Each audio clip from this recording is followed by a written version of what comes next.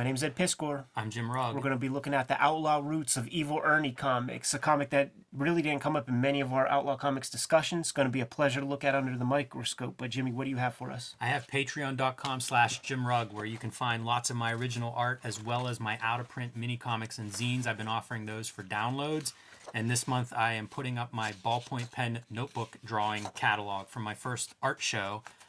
We did like 300 of these print edition, but they sold out at the show. So if you weren't lucky enough to get one of those, you can join my Patreon today and download a high-res version of this immediately. So lots of good stuff on there. Patreon.com/JimRugg. If you like my art and comics, you'll love it. Red Room is going to begin coming out in May of this year, 2021, and this is the cover to the first issue. Many people have been pre-ordering this comic directly through the Fantagraphics website. Thousands of people have done so. I encourage you to do so as well. The links are in the link tree in the description below, but there are some retail incentives for buying enough copies to stack on the shelves, and I wouldn't participate in this kind of thing, man, if I didn't think that the readers were out there, man. So 5 copies that a store gets will unlock the opportunity to get hold of the Eddie P variant for that first issue of Red Room. Get a dozen copies, man. It's going to unlock the Jim Rugg interpretation of his 8-Ball 1 homage to the great Dan Clowes, and 20 copies going to unlock the Peach Momoko variant cover. She's a cottage industry unto herself, but you know what, man? She signed Marvel exclusive, so this might be the last variant that she's going to do outside of the Marvel system. And stores that order 1,000 copies, man, they get special treatment. So there's a shop in Maryland called Third Eye Comics. A couple of shops, I believe, out there, part of the same little chain, man, run by a dude named Steve. He ordered 1,000 copies, and we were like, dude, you get a fresh cover for that, man. This is the cover to the Third Eye exclusive variant that you could probably pre-order at this moment. If you Google Third Eye Comics, you'll find it. Anyhow, link tree in the description below is going to have access to all that stuff. Jimmy, man, let's take a look at Evil Ernie Youth Gone Wild. This is reprinting the 5-issue miniseries that would have been published under one of those Dave Olbricht show companies out there in Malibu, Eternity Comics, Adventure Comics, whatever, the other ones were. Interesting thing about this one, written by Brian Pulido, drawn by Steve Hughes.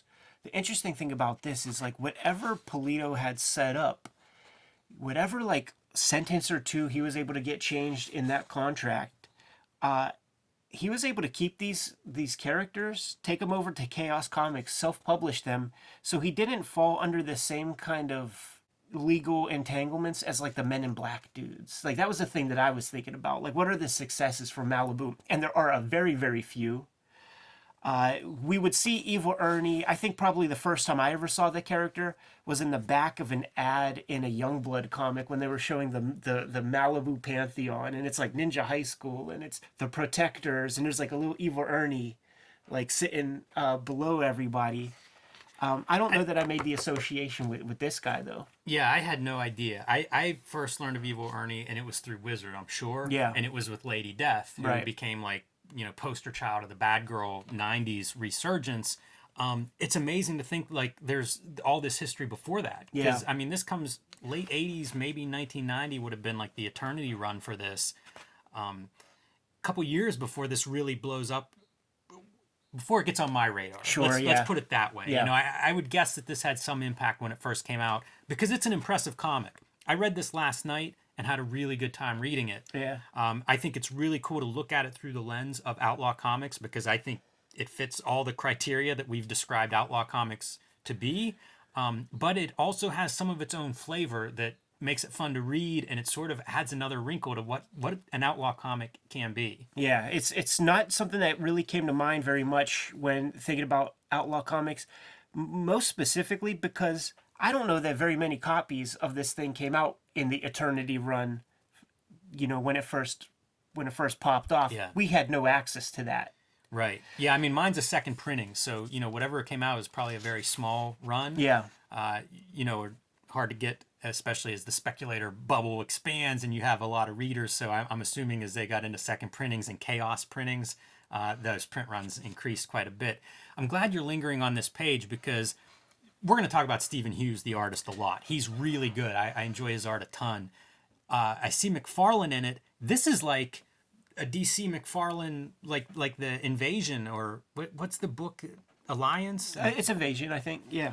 Yeah, it reminds me totally of one of those cover images. So I wasn't even thinking of this. You know, I read the whole book. I was thinking of all these other pages. But I say that in a complimentary way. We've been very complimentary to McFarlane art. It was a big high point of comics reading when I was a kid. So I love that stuff. But this art is really strong. Yeah. Steve Hughes, he came through the Craig Storman school of comics, and he even had a couple collaborations with Tim Vigil on, I forget what the comic, Renegades or one of these weird Blue Comet comics, man. It makes sense. I can see that these guys have some overlap. When I see stuff like this, though, man, we're gonna be talking about a lot of pros, man. I'm gonna talk about a con real quick, man. And when I see created and written by Brian Pulido, that's the wackiest motherfucking bullshit I've ever seen in comics. Not specifically this Pulido gimmick, but when the writers talk about they created something. When I think about Evil Ernie, I don't think about these words right here, Evil Ernie. I think about this gnarly rad character that's drawn by Stephen Hughes. So I would encourage any and all eager beaver, enterprising young illustrators looking for somebody to write, to draw a comic that is written. You're a creator as well, and don't let these dudes or ladies, because there's plenty of them out there too, man, get all the ownership of your prize character that you spent time designing for them. Don't be a vestige of some writer. So that's out of the way. It's a good point because this book is so defined by Hughes. Absolutely. And the look. And he goes on to do several miniseries with Chaos and with these characters, and he really did define these characters. Sometimes I think you could be just an illustrator. In this case, it's kind of disappointing because of clearly how much of his influence is on these characters and what we see. Stephen Hughes, one more thing to note is died young. Yeah. I think he had cancer, died in 2000. He was in his 40s. So, always sad people dying young. And in this case, at least he got some of the success while he was alive. I think people did recognize and celebrate his talent, which is nice. Just reading a little bit about the comic in its conception, Pulido, I think Pulido's kind of a cool cat, man. When he would come to the Pittsburgh Comic-Con with Chaos Comics, that's when I would basically spend the whole weekend bleary-eyed up there at the what the hell was that joint called? Expo Mart. At the Expo Mart, and there would be like the little movie room, and it would be me and like 10 weird, strange dudes watching Evil Dead 2 or something. Pulido would have some, beer or some shit, and he would come in and just like watch a movie That or is two. cool. Yeah, so he wasn't. What's he going to do? Sell 10 more copies because like there are kids there and they think he's cool? He was just checking out some horror movies, man. That's so fun. So he's not faking the funk, but he wrote a movie script. So it's that gross like kind of old story that you hear a million times, man, where can't get the movie to pop off, make a comic about it, and maybe this will enhance your IP for Hollywood use. That shit is whack to me, but listen, this guy went on to do Chaos Comics and became a comics publisher and did stuff. So he spent his time. He paid some dues in the game, no doubt. Yeah, I don't know his story or his connection with Stephen Hughes. I wonder if they hooked up through Entity or if it was if they were buddies or something. How that comes together. That's a good question. I wanted to point out, and there's lots of opportunities, no need to turn back, the blood. Yes. So whenever we talk about Outlaw Comics, I think of Tim Vigil and Faust. And Faust is just gray because of so much ink and feathering and screen tones, all these different things, until you get to the blood. And then the blood is black. Yes. And that's what you see in here. Like, it has the outlaw blood. What we were looking at is one of this guy, Ernie Fairchild's fantasies, man. Here's your introduction to Lady Death. This is her first appearance. And, she's she likes death. She likes when things die, and she's putting the battery in Ernie's back to make that happen. So he just comes out of one of his stupors, and of course, these people at the little mental asylum, it's their effort to save him. Lady Death is the most McFarlane-esque part of all of this art. Sure, yeah. Yeah. Not bad backgrounds, man. There's a lot of good drawing in this comic. For a guy who, I don't know how much he did before this. You mentioned Storm, and I don't know how many pages he has under his belt, but it's really well drawn. Like you say, backgrounds, settings, the stuff that typically a young artist is not very good at. He nails this stuff. Like, look at the background just in this room, like the bulletin board and stuff. Everything reads very clearly. Yeah. Here's a really cool storytelling piece, man, that's easily overlooked. So we got our guy, he's bound in this table with some slop on his hands. You see that little click right there, right? And you see just the faintest, like, little hint of, like, a screw coming loose. And then look at that, man. The screw is getting even more loose as he's kind of, like, moving about, flicking his tongue out at the guy. And this is, like, butch macho psychiatrist guy, who ain't putting up with no mess, man. And well, then, his origin is like he unlocked Fairchild's, right? Yeah. He was a more, I don't know, ambitious psychologist early in his career, and because of what went on with evil Ernie, he's now this guy. Yeah. Check that out, man. Here goes the screws coming completely out. Good page turn moment. Now he's completely free, but he's playing the role. Really good storytelling. Right here, man. Escapes, does some dirt, gets his ass recaptured, put down. I wonder, like, what Pulido was envisioning, like, this movie to be. Because, like, if it was on screen, it would be just, like, another trauma movie or something. Like... Yeah, this opening reminds me so much of, like, a Halloween or any... there's a lot of those movies, this kind of trope of your tormented character, your killer character in the asylum and breaking out or trying to break out. Right. The other thing, too, like, that's kind of an Outlaw staple is...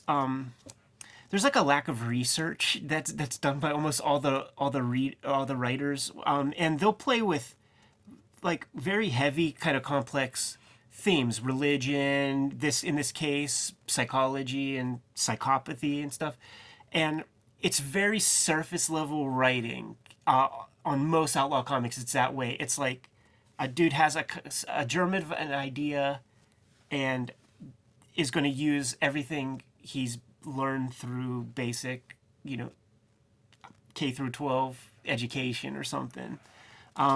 That's here. It's all this like straw man stuff, and it's evil Ernie's childhood is what you expect, man. He gets thumped on by the folks, gets treated bad.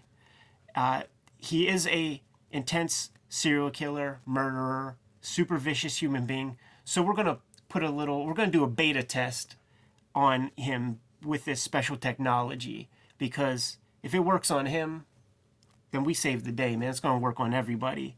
What you're seeing here is his kind of like, it oscillates, man. It's going into the mind of the maniac. Panel borders as storytelling device, because this is his origin. It is a flashback. It is his mind. Yeah. And those panel borders indicate that. They do. Over several pages. It's a big sequence of that. Here's and that's where it's in this experimentation in his dreams that he meets and falls in love with Lady Death. Yeah, and basically almost every thing she says is like, I love death. I love dead people. Like, will you make some people dead for me? And there you go with your outlaw blood. Just taking a swipe at mom and dad, man. Cutting those motherfuckers down. And look at how happy little Ernie is. Covered in blood. How about that, man? Like the little tense skin stretch with the temple touch. Yeah. That's real nice. So when Homeboy shows up to Ernie's crib after letting him out. Does he remind you of Reed Fleming? Yeah, maybe. Like that square jaw and some of the fine line hatching reminds me of early Reed Fleming. Yeah, I could get down with that. Looks like there's several kinds of duotone boards being used on these early pages. There's like that pebble texture one, and then we got the ones with the lines. But you see them on the same page sometimes. So he's cutting up panels. and like Yeah, I pasting them. wonder. I wonder about that. That's a strange bit of work. I don't feel like he's cutting it up for effect. It might just be like he's using the scraps that he has, or he's redrawing a panel or something. The thing about comics is like you really gotta excite people enough to pick it up and buy it, right? So like we know what's gonna happen. I'm sure there was like a really gnarly Evil Ernie cover. So it's like we're all building to this moment, and it kind of goes against the story in some way if you're gonna tell the story like this. You know what I mean? Like we did see that piece at the very beginning, but That hair's intense. I know, man. Polito had that hair. There were definitely photos, man. That's tough drawing. Yeah, a lot of pencil mileage. Evil Ernie like marching dead hordes to the White House in his dreams, man. I can't believe, in some ways, that like it took this long for me to read these comics. Yeah, me too.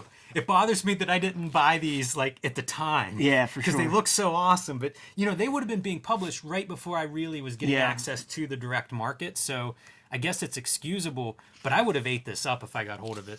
When I started looking at black and white comics, the stuff that appealed to me, this would have been right up my alley. Like it's detailed, it looks good, it's taking advantage of the black and white and grayscale. It's everything I want in a black and white comic.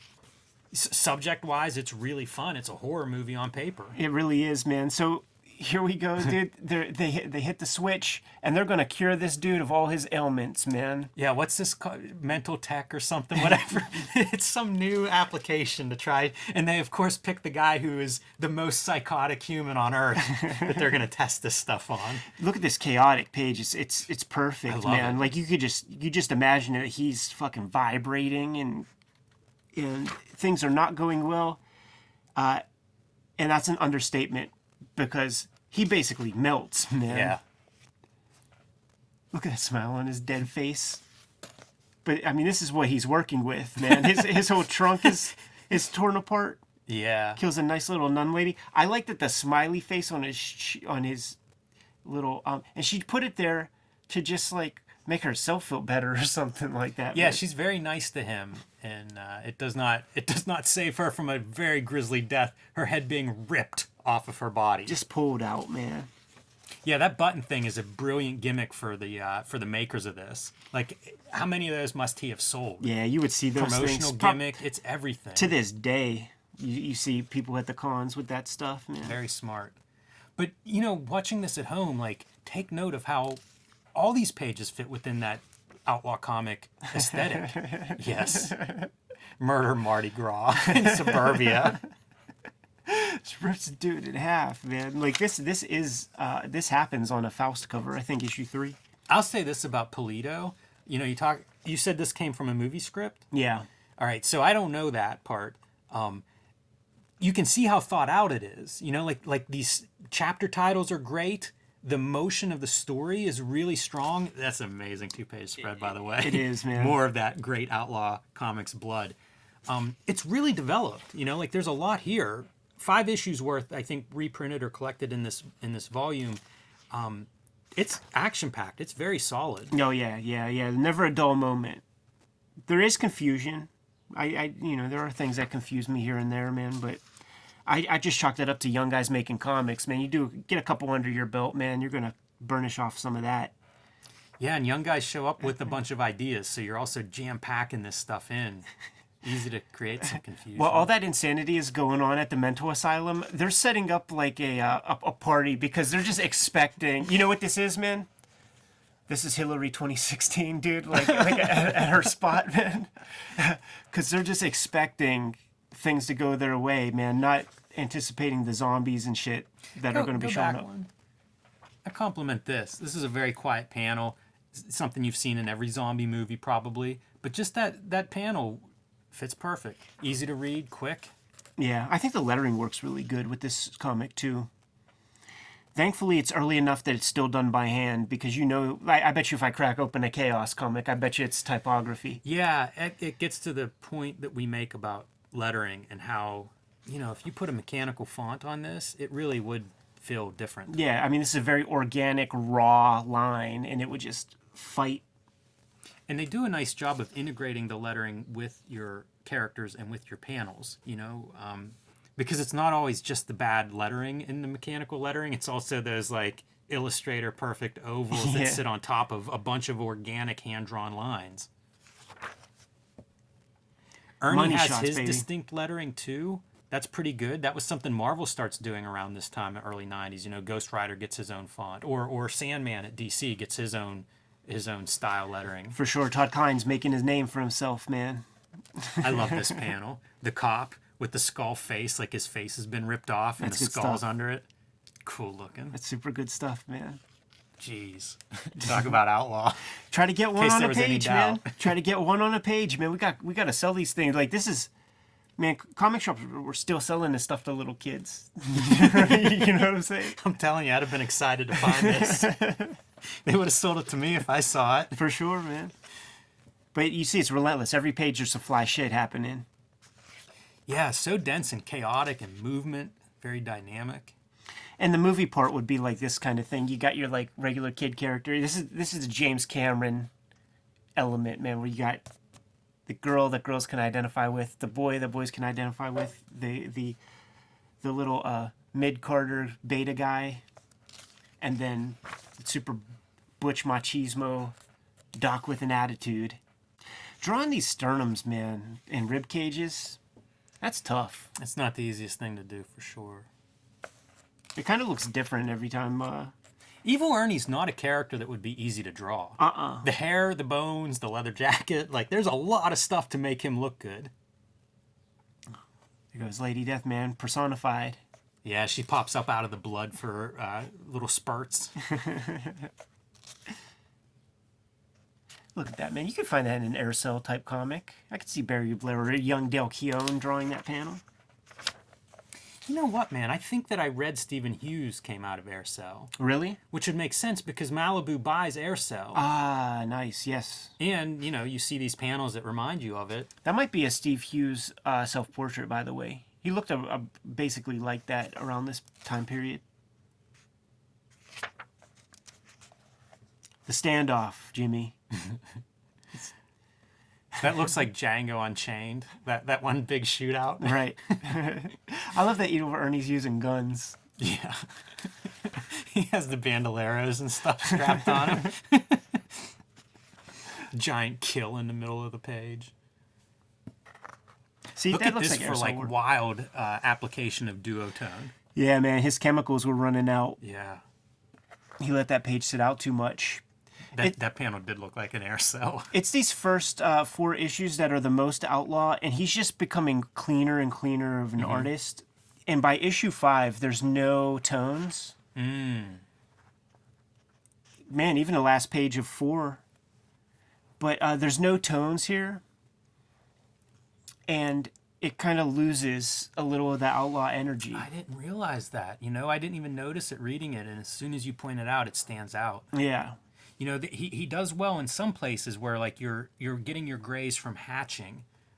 And he would have But that same value. It definitely, it makes a difference. You need those grays, man. It's not all about the black and white.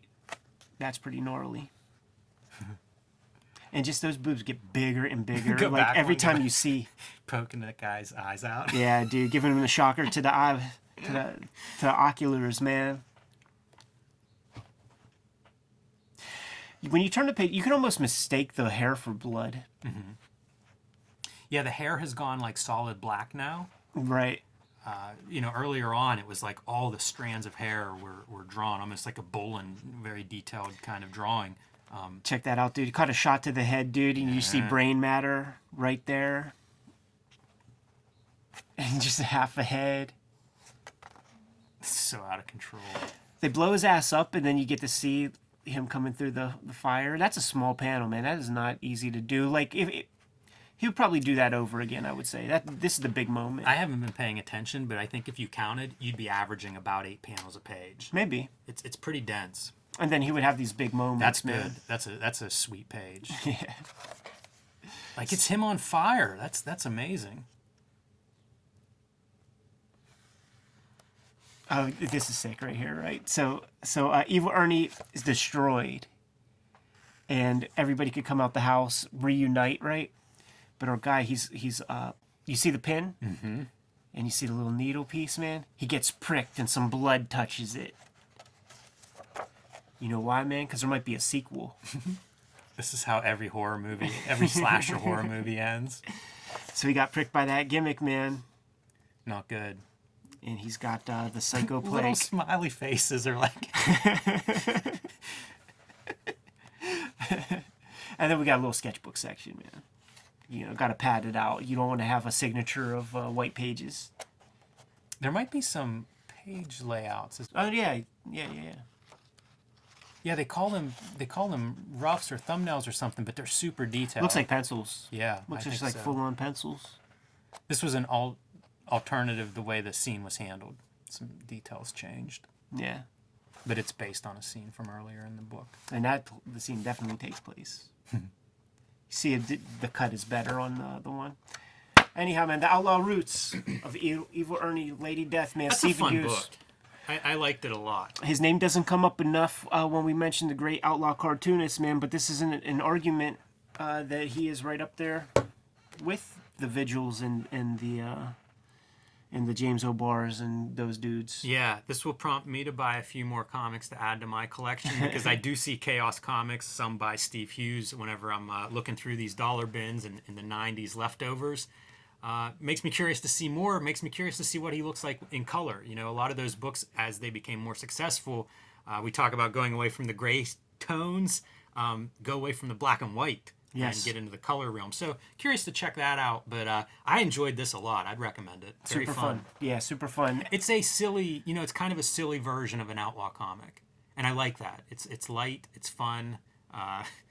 I was gonna say nobody gets hurt, but they do. But it's a cartoon, it's a cartoon. It's Sam Raimi or something like that. Yeah, and you know what? He cited stuff like that, like Return of the Living Dead, and that was like the more comedic, silly zombie flicks and stuff. It's hard though, man. I dug it. We have Outlaw Comics to draw ourselves, Jim. Kayfabers, like, follow, subscribe to the YouTube channel, hit the bell. We're going to notify you when new vids are available. Jimmy, what do you have out there in the wild? Everybody, join me on Patreon at patreon.com/JimRugg, where you can download my out-of-print zines and mini comics. You can see lots of original art, comics making, behind the scenes, that kind of stuff at patreon.com/JimRugg. Red Room Comics going to start hitting the stands in May 2021. You could read the comics ahead of time, patreon.com/EdPiskor. You could pre-order the comics through Fantagraphics. I have these links in my link tree in the description below this video. You can subscribe to the Cartoonist Kayfabe e-newsletter at the links below this video to keep up with everything we have going on. You can also find Cartoonist Kayfabe t-shirts and merchandise at the links below this video. Jimmy, give us some margin orders, man. We're going to be on our way. Read more Outlaw comics.